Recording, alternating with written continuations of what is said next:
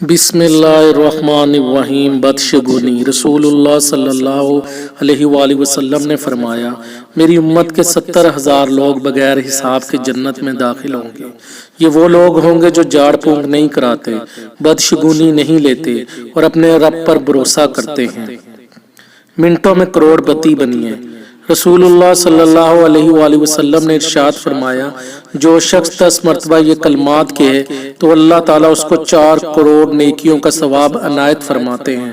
رمضان المبارک میں ہر نیکی کا ثواب 70 گنا زیادہ ملتا ہے، تو اس لحاظ سے ان الفاظ کا ثواب 2 ارب 80 کروڑ ملے گا۔ وہ کلمات یہ ہیں: اشہد ان لا الہ الا اللہ وحدہ لا شریک لہ الہ واحد احد صمد لم یتخذ صاحبۃ ولا ولد ولم یکن لہ کفوا احد۔ آؤ تمہیں خوشحال ہونے کا طریقہ بتاؤں۔ یا برو کا کثرت سے ذکر کرنے والے پر اللہ تعالیٰ نعمتوں کی بارش کر دیتا ہے، اس کی زندگی میں فرت پیدا کرتا ہے، اس کی طبیعت میں نیکی کوٹ کوٹ کر بھر دیتا ہے۔